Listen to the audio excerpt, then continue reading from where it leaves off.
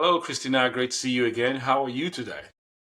I am great. It is a beautiful Friday morning. We're finally getting some nice weather. Just cannot wait for summer.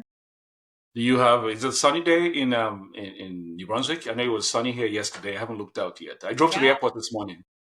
Um, yeah. Yeah, no, this morning it was like a little misty, a little cloudy, but it's like looking out the window. I can't wait to get out there. I'm probably gonna go take a little power walk on my lunch break. Okay. Well, that's good. Yeah, plus Excellent. 12, sunny, no wind. Also, I'm not going to keep you too long from your power break. So I think what we just talk about today is something that's been in my head for a while, and I think we talked about this in the past. Is I know you use LinkedIn very well, and I try to use it just like you. So I'm taking notes from your pages of wisdom. But I've had a lot of people ask the question, how can I use LinkedIn or how can I do LinkedIn better? Because they see cases like you or see cases like mine where we're getting results from LinkedIn and they want to know what to do. And I know it starts from how you build your profile to what you post and everything else in between. So I figured, why don't I just talk to you? You use this thing well, you teach it well. Why don't you just tell us how we can use LinkedIn more Yeah. effectively? Well, I appreciate that because I am always watching your profile and your content to see what I can do better. So, hey, great minds think alike, but also you can always learn from each other. I would say the first thing that's important, obviously, yeah, we've got to set up your profile and all of that stuff. Before any of that, it's your mindset in terms of what are you even here to do? What are you using LinkedIn for? What are you trying to accomplish? You've got to get that vision down for yourself and understand the mindset. LinkedIn is no longer just a virtual resume. It's so much more than that. It's a true, fully blown social media network. It's not just, a place. It's so different from Indeed these days. Indeed now is kind of like the LinkedIn of what was it, like 2011, 2012, when LinkedIn kind of got going. And so that's where you simply upload your resume, potential recruiters reach out to you, etc. On LinkedIn, we're looking for so much more valuable content, that relationship building. This is really your opportunity to shine and show what it is that you can do. A resume is just listing off the places that you've worked and the responsibilities that you've held. This is really like, okay, how does Christina think? How does she interact with others? How does she lead? What kind of advice is she giving? What's her specialty? All of those things, like it really allows recruiters, potential, collaborators and partners, all from all areas of business to get to know you. And so if you have a valuable LinkedIn profile, then you're always going to be, ahead of the game in terms of submitting proposals, in terms of applying to jobs and those things, because it's additional context that you're giving these companies and these people for free. Whereas, for example, on LinkedIn or Glassdoor, like all you are is a black and white, sheet of text, a small Right. PDF.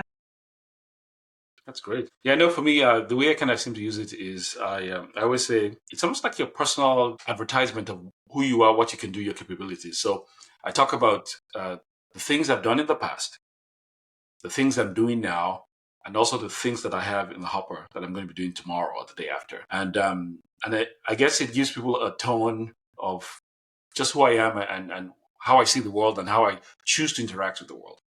Exactly. And I found that for me anyway, that seems to work very well. And if I look back at the last 15 contracts I got in the last, I don't know, month and a half or so, I think about 90+% of them were from LinkedIn. Some of them were people who just never knew me until they found me on LinkedIn. And I think we actually met on LinkedIn, if I'm We correct. did. We did. And like There what you a go.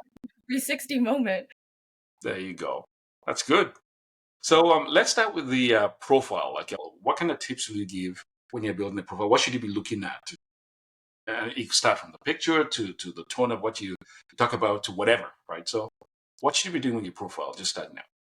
Yeah. So, first things first, you have to understand the attention span that people have today. We're talking seconds, not minutes, right? Like you have about Nice. 2 seconds to catch somebody's attention. And so you have to understand the different places where you show up on LinkedIn. So, one of the most important things, other than your name to tell us who you are, is your headline, right? Okay. This allows you to tell people in a nutshell what it is that you do and who you help. So understand that all over LinkedIn on the timeline, anytime you comment, anytime you reshare, you post, etc., that is what people see. Your name, they can hardly see your profile picture and your headline. So if your headline is something like customer success manager or, customer dedicated professional focusing on, customer led companies Right. or maintains, a sub 1% churn ratio or, this is your opportunity to put in what makes you valuable. So it's your time to show off, right? So Okay. that's number one. Number two is your about section. It's not a resume. Think of it almost like your cover letter. This is where you get to tell us in your own words who you are, why you do what you do, what are you most skilled in, what's your specialty. And so you want this to be clear, but ultimately it's a narrative. Why should someone want to reach out to you? And you have the opportunity to include keywords for SEO. Your LinkedIn profile is searchable outside of LinkedIn on Google and Bing, etc. And then, finally, you want to have a good profile picture. This should be a professional photo of your face, like a headshot. We want to see you. In fact, it's actually against LinkedIn's terms to put a photo that isn't you. So 100% it should be you, not your logo, nothing like that. This is your personal brand. And then you want a banner photo. There are some great, free services like Canva that have free templates you can kind of look through and figure out what works best for you. But it's another opportunity to showcase a bit of your personality and highlight what it is you want people to remember most about you. So you can mention maybe your top offer, your top service. Right. Maybe it's a really cool accomplishment that you've done that nobody else has. What sets you apart? Put it here because when somebody goes to your profile, that is the first thing they see before they even see your profile picture because it's bigger. That's where your eyes jump. Okay. So, in essence, if you were to say your profile should answer a question, what would that question be? Why should somebody work with you? In Okay. whichever capacity it is, whether you're an employee, an entrepreneur, etc. But why should somebody want to work with you over somebody else who does the same thing? Okay. So it's a great picture. It's almost like the elevator pitch, but a faster or quicker. Because the elevator pitch is just like a minute, but this one is we're saying Right. seconds. It's like eye scan across the page. You should be able to see something that says what you're all about. Right. And like they say, a picture's worth 1,000 words, right? Okay, that's great. Excellent. Now, when it comes to posting, Mhm. are there any tips that we could live by? First and foremost, just do it. Just Just do do it. I it. like that. Okay. Don't be scared. You're going to get better. Like the only way you get better at reading, writing, any skill is to keep doing it, repetition. So, Okay. yeah, your first post might not hit off.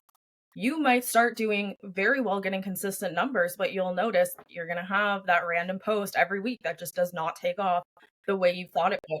There's so many factors that go into that, and a beginner's just simply not going to know what are all the tricks of the algorithm and all of these different things that are going to help you go. You also have to understand, as much as any expert can sit in front of you and give you best practices, it's still going to vary based on your unique audience, the people that you're Right. connected with, engaging with, right? So there's so many variables. You have to simply do and put in thousands of reps to get better and learn what works best for you. And as a bonus, like you might feel embarrassed that only 3 people liked your post, but hey, that means that a lot of people didn't see it. And so Right. there's nothing to be embarrassed about because they didn't see it anyway.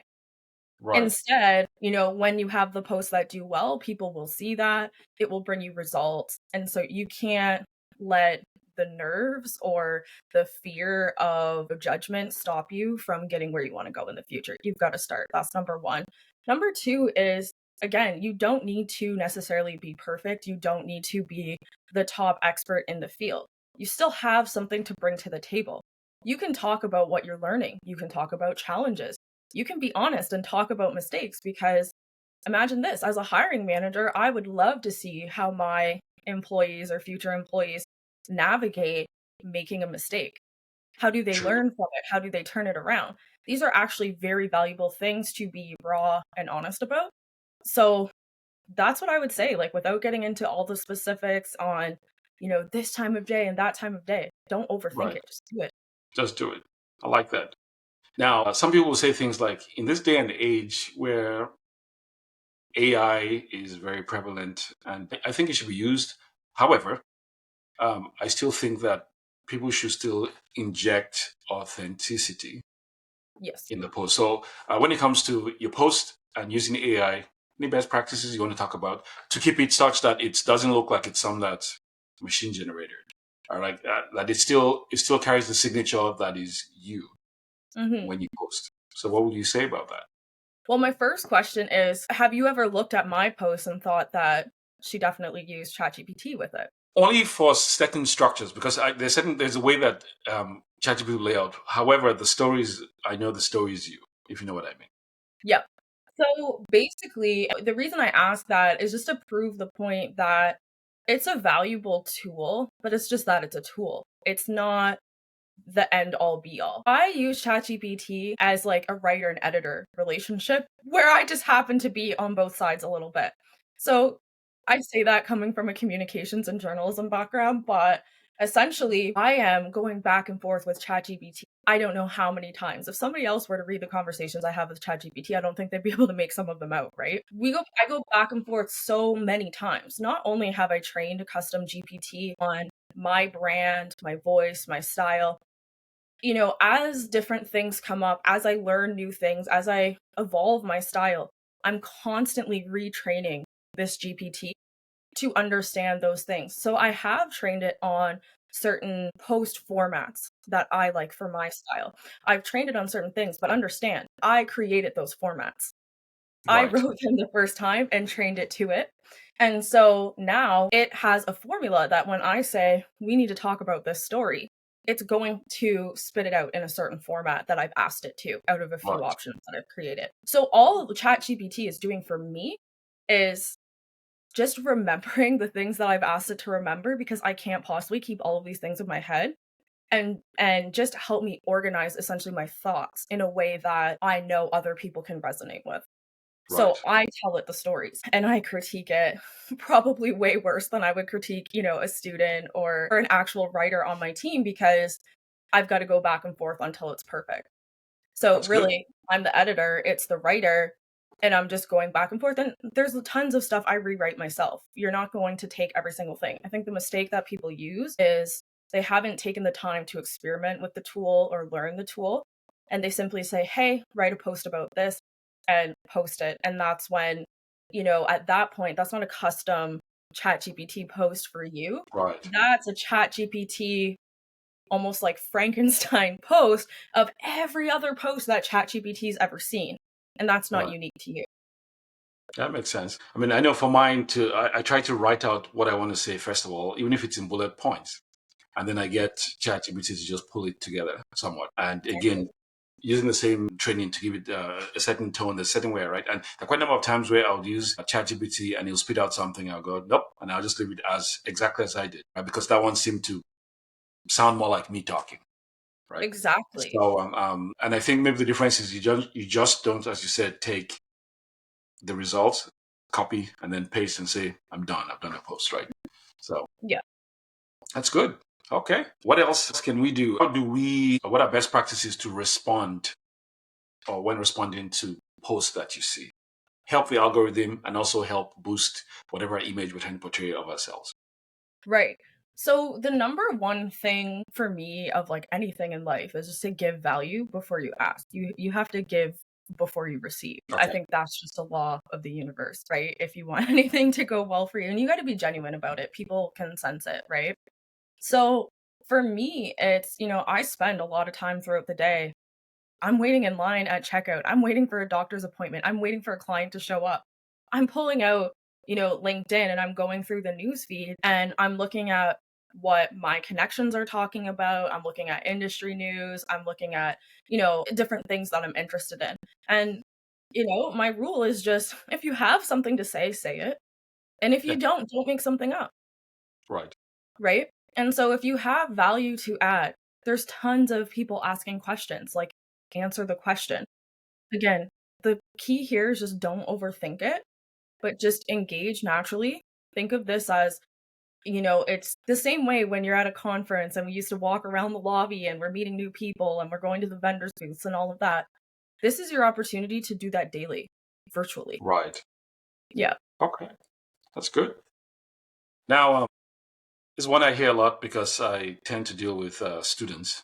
Hmm. Actually, someone asked me what's my client demographics, and I go, well, it's 18 to 80, right? Yeah. Because I do a lot of things with students, and I do a lot of things with people who just have young families, and also do things with people who say, well, the kids have moved out. I'm almost about to retire. Here's how Right. much money I have. What can I do? And how can I use the skills I have to do things that would even earn me dollars or real dollars, right? Because it's not always about money. It's about, are you doing something that makes you feel fulfilled and happy and all of that, right? So Exactly. in that vein, I'm sure that there are ways that we could present ourselves for a job, to get clients, and for just business growth or personal growth. I just wonder your thoughts on those. Yeah, so I think number one, you don't want to overdo it with the niching down. Like, I don't actually believe you have to get so really specific, you exclude everybody else. However, you need to know a bit who you're talking to, and then you need to weave that into your conversation. You need to talk in a way that resonates with them. So, do you understand how your clients or your potential clients talk about problems? Not just what problem they have, how they talk about it. I'll What give do you you mean by that? I'll give you an example. Okay. So I have a good friend that works in the knowledge management space, okay? She sets up, the whole knowledge database, whatever platform the company's using, but all of those FAQ sections, the help center, that type of thing. Right? Organizations take all of that tribal knowledge in everybody's head, get it out there. It lends to better systems, better productivity, and just the general sharing of knowledge. I've yet to meet a founder in consulting tell me I have a knowledge management problem. They don't use that word. Instead, what they tell me is my support team has a hard time to find answers. Or, this guy seems to know everything, but I don't understand why nobody else on the team knows these things. Right. So if she's, to start speaking about have you ever struggled, with your super tenured team member going on leave and nobody else being able to do their job, like to do their job. I can help you with that. People will raise their hands. If I don't know I have a knowledge management problem, if I don't know I need a knowledge management specialist, if I see a post that says, "Are you looking for a knowledge management specialist? Please contact me." Like, I'm not going to engage with it because I don't even know what Right. that is. So sometimes our you know, perceived value in terms of what we provide is not the same as how our customers perceive it. It's not to say the value's not there. It's just there can sometimes be a mismatch because often as founders and creatives, like we do things out of passion and there's a reason why we're doing it. But it's not always the same reason for all of your target demographic. And so it's just about understanding that. How can you understand that? Read their posts, engage with their content, Right. and you're just copying from there. Okay, that makes sense because it's almost like talking to someone with a problem, but you speak two different languages. You might have the answer, but they don't know you have the answer. You don't Exactly. understand what they're talking about. So it's almost trying to speak the language of the person you're trying to help so that they know, or they can recognize that you have an answer or you have a solution because you put it in a language that sounds like the problem as they know it. Exactly. And the Okay. other thing you had asked, if I remember correctly, was just in general, like how do we get those people to like want to buy or whatever we're offering or work with us? And you have to understand, I see this phrase going around LinkedIn a lot right now, empty mouths don't get fed. But there's a lot of truth to that. If you are posting every single day, and again, not to pick on knowledge management, it's now just stuck in my head, but these are the benefits of knowledge management. Knowledge management is great. Did you know this? Did you know that? This is all educational content. It's great. It's helpful.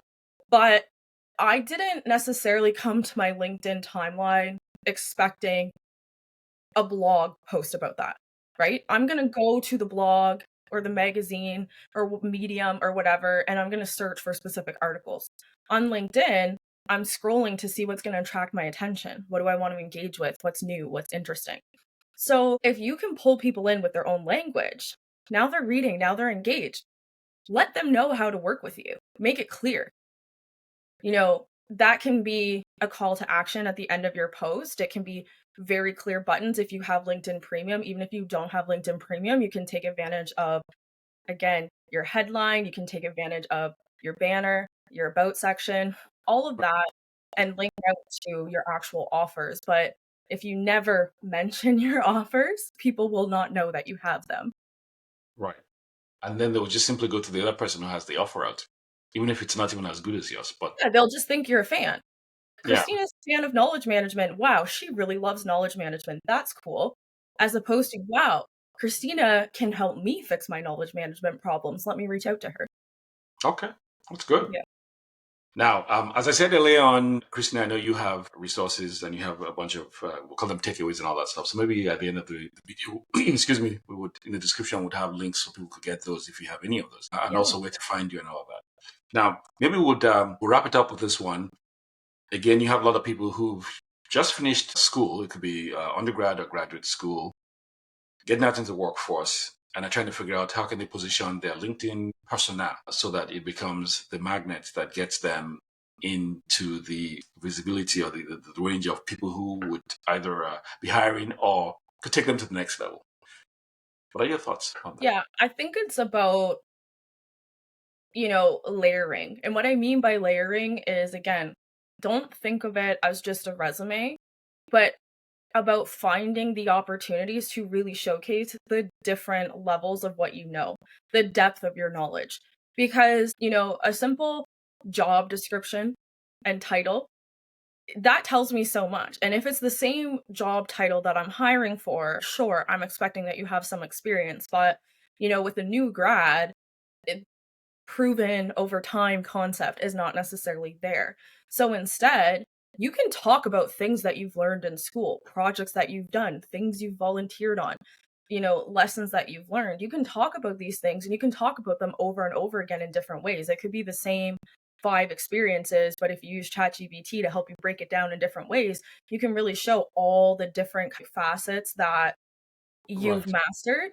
And now when people are communicating with you and building relationships with you, they're starting to see these things. And so like I said, it's really a free way to cheat and put a bias in, the recruiter or the hiring manager's head, because they've now seen this content because you've linked your LinkedIn on that job application.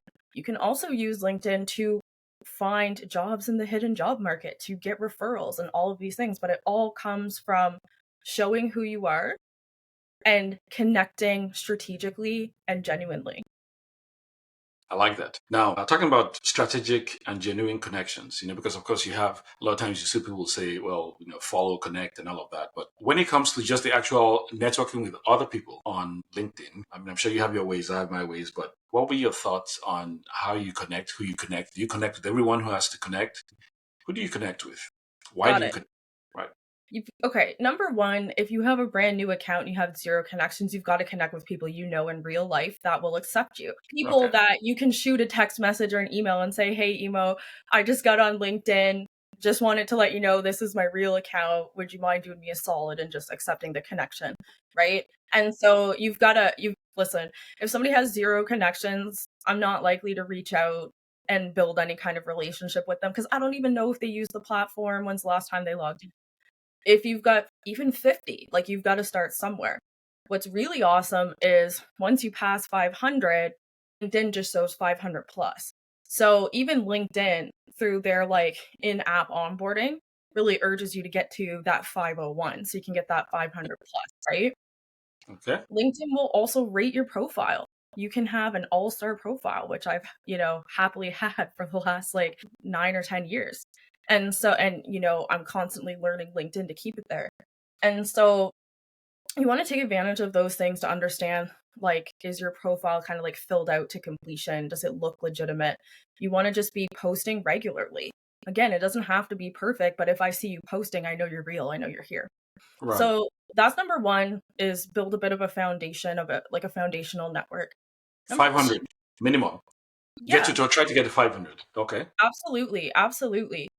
And from there, I would say it's not a race after that necessarily. I know people with 2,000 connections making way more money than some people, not even joking, with 50,000 connections. It's all about how you utilize it and how you strategize. So just get to that 500 plus. Next, I would say connect with people who do what you want to do, who are where you want to be. This is your free opportunity. Like, I didn't even have this opportunity when I was in high school, and I don't feel that old. But like, I didn't have the opportunity when I was graduating to hear from hundreds, maybe even thousands of people in the career that I want to have. I'm hearing the ins and the outs and like exploring if this could really be a fit for me. And you can reach out to some of these people and tell them, hey, I am an aspiring X customer success manager or whatever. Would you ever, have any advice? And don't take it the hard way. Not everybody is going to have time to do a coffee chat with you. Not everybody's Right. going to sit down with you for free. People expect to be paid for their time. This is consulting.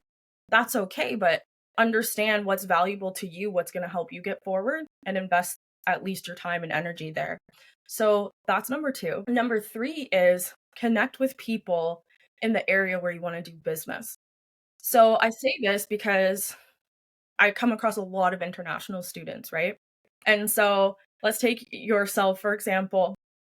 You come from Nigeria and then you move to Canada, but you haven't changed your LinkedIn profile to say that you live in, Halifax, Canada, Right. right?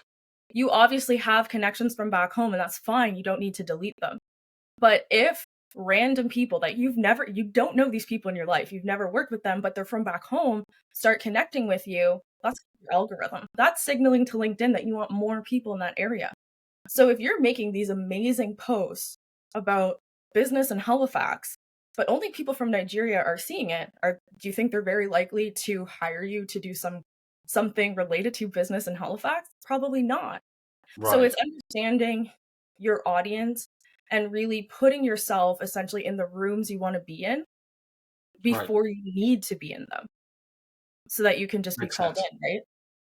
And I also think that, excuse me, I've always said you want to post things that don't make people question your uh, authenticity, right? Or anything. I remember there's a post I was trying to do. The last post I did that said, I was going to say, we're moving to Africa, right? But then if I put that, then people will call me and say, well, geez, are you leaving Canada, right? Right. So that's why I said we're migrating to, I forget what I said. Expanding was what I said. Yes, we're expanding because then it doesn't say I'm leaving, right? Because you never really want people to question when you say A, do you mean A? As opposed to someone saying, when you say A, do you mean C, which is confusing, right? The same way how if you are in Canada, then you want it to be that people know you're in Canada, except you're hiding from something, which is a different thing, right? But you want people to know where you are so people don't have to say, well, how come it says you're here, but you're over here, right? Exactly. So, and I think again that I find could put doubt, and doubt when you're dealing with people who don't know who you are could equal I'm taking my business to somebody else who I feel slightly trustworthy because again, it's the first impression that we're giving. 100%. And I'll tell you, as a former hiring manager, like you know, I've been in situations where I've worked for fairly small, startups and small companies where, I needed to hire someone tenured and experienced. I need someone who could just come in and get up and running quickly. And I'm thinking this is going to be a challenge because people don't even know this company. With our online resources today, people all over the world can see your job postings and everybody's competing. So when I put up a job posting and get 500 plus applications in the first day, like I've got to start somewhere with narrowing it down because I can't go through every candidate in depth. I can't sit down with all 500 people or else I would never do my job and help the team I have. So we've got to start somewhere. When at least 150 out of those 500, and I'm trying to use like pretty accurate numbers from what I would see in the past, when you see about 150 of those where it's not clear from their application or their LinkedIn profile where they're physically located, I don't have time to do private investigator Right. work and figure it out. So I sometimes don't have a choice. If there's something about the candidate that's absolutely exceptional, I don't believe in discrimination, and so I'll do maybe a few extra minutes on that to see if I can tell. But if you don't make it super clear for me, I simply will not have the time to Yeah. figure it out. So just make it very clear where you are today. You can maintain ties to home, but when I go to a LinkedIn profile and see Lagos, Nigeria as your location, and the only work experience you've ever had in Nigeria, and you haven't even listed the, new school you're going to or went to or graduated, you're not giving me enough context clues. I think the general theme as we wrap up is just to be clear, right? If not anything, just be clear. You don't need to use grandiose vocabulary and, anything like that. Like, literally just write at a middle school level. Like, Right. write how you talk. People are trying to get to know you. They're not trying to tell, unless your job is writing graduate level textbooks, you do not need to speak like you're writing a graduate level textbook, right? And funny enough, when I'm prompting ChatGPT, I always say write at a grade 11 or 12, reading Mhm. level. I put that there so it doesn't look at a bunch of things and go, ooh, you should write at a graduate level or whatever. It's just, Exactly. grade 11 or 12. That's great. Okay. So be clear, be authentic, be committed, and be up to date. Is that Yeah. Just be okay? consistent with whatever that means for you. I Right. don't think you're going to go from posting never to 7 times a week overnight. It's not realistic. 3 days, then 5 days. Okay. Maybe you never want to post on the weekend. That's okay. You can set boundaries, right? But know your purpose, be clear, be consistent, be kind. It's all common sense. And sometimes we just overcomplicate it. Right. And also, it's people before profits. So I've been screaming that a Always, lot. People before profits. Look, Christina, always. thank you very much for sharing wisdom on this. When we do the video description, we'll put the links to you and your resources and all that stuff so people can come and pick nuggets of wisdom from you as they go forward. Again, this is the first of many. I look forward to the next one we're going to do. And I guess we'll talk later what we're going to talk about next based on the questions we get from people. Right? There's always Sounds people. good. And I am looking forward to it. So I will see you then. Thanks, everyone. Thank you. Take care. Bye bye.